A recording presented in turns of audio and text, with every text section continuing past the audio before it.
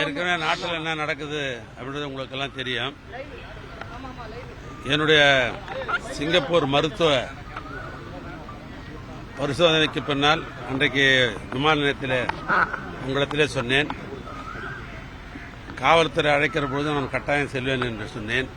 அதே நேரத்தில் நம்முடைய சென்னை உயர்நீதிமன்றம் 15ஆம் தேதி இன்றைக்கு காவல்துறைக்கு நீங்கள் முழு ஒத்துழைப்பு நல்க வேண்டும் என்று ஆணையிட்டிருந்தார்கள். எனவே அந்த அடிப்படையிலே முந்தைய தினம் காவல்துறையை சேர்ந்த அடிஷனல் சூப்பரண்டு இன்றைக்கு வந்தாக வேண்டும் என்று எனக்கு கடிதம் கொடுத்தார்கள்.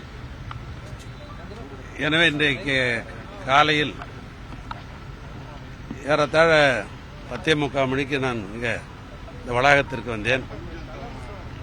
விசாரணை அதிகாரி 11 மணிக்கு என்னுடைய விசாரணையை தொடங்கினார்கள். இப்போ நான் வெளிவரந்தனையும் விசாரணை தான் மேற்கொண்டார்கள். பல்வேறு கேள்விக்கணைகளை அவர் தொடுத்தார்கள். என்னை பொறுத்தளவிற்கு முழுமையாக ஒத்துழைக்கின்ற அந்த அடிப்படையில்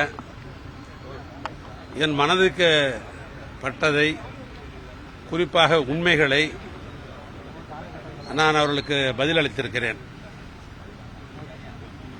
என்னுடைய பதில் என்பது முழுக்க 100% உண்மை கலந்தது. அதில் எந்த விதமான கலப்படமும் இல்லை. ஏன்னா அந்த அடிப்படையில் அந்த பணியை நான் நிறைவு செய்துட்டு வந்திருக்கிறேன். காவல்துறைக்கு முழு ஒத்துழைப்பு கொடுத்திருக்கிறேன். நீதிமன்றத்தினுடைய ஆணையை ஏற்று இதில் என்னுடைய பதிலை நான் சொல்லியிருக்கிறேன். மீண்டும் அவர்கிட்ட சொல்லிட்டு வந்திருக்கிறேன், நீங்கள் எப்போ வேணாலும் இது சம்பந்தமாக என்னை அழைத்தால் நான் முழு ஒத்துழைப்பு தருவேன், மீண்டும் என்னை கூப்பிட்டா நான் வருவேன் அப்படின்னு நான் சொல்லிட்டு வந்திருக்கிறேன். மீண்டும் சொல்லுகிறேன், எனக்கு மடியில் கனம் இல்லை, வழியில் பயம் இல்லை என்ற ஒரு பழமொழி உண்டு. இல்லை, நான் எந்தவித குற்றமும் செய்யாதவன். அரசாங்கம் திட்டமிட்டு என்னை அதில் இணைத்திருக்கிறார்கள்.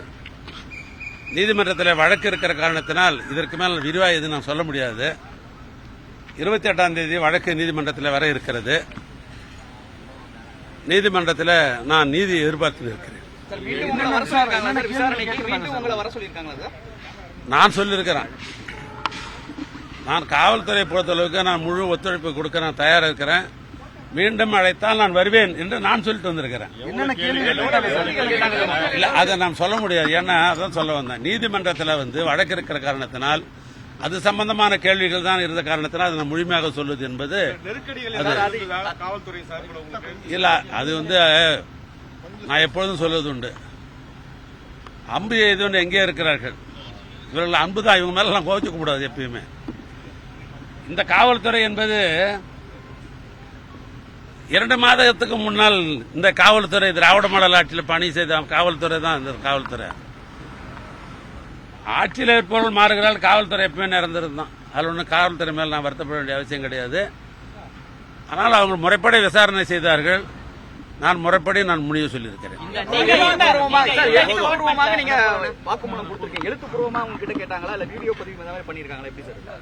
இல்ல, நான் சொல்ல கம்ப்யூட்டர்ல அவங்க ஃபீட் பண்ணாங்க. அதுக்கு பின்னால எடுத்து கொடுத்தாங்க. இது வழக்கமான முறை தான், நமக்குன்னு கிடையாது, வழக்கமான முறை தான். இது அந்த வழக்கான முறை தான் செய்யணும். நீங்க உட்பட 11 பேர் மேல வழக்கு பதிவு பண்ணிருக்காங்க. அவங்களே விசாரணைக்கு அழைச்சிருக்காங்களா? இல்ல, அது தெரியாது. என்ன பொறுத்தவரைக்கும் நீங்க கூப்பிட்டாங்க, நான் விசாரிச்சிருக்கேன். முதல் தகவல் அறிக்கைக்கு என்ன விளக்கம் கொடுக்குறீங்க?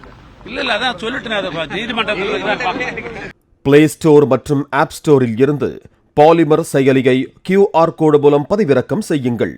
செய்திகளை உடனுக்குடன் பெறுங்கள்.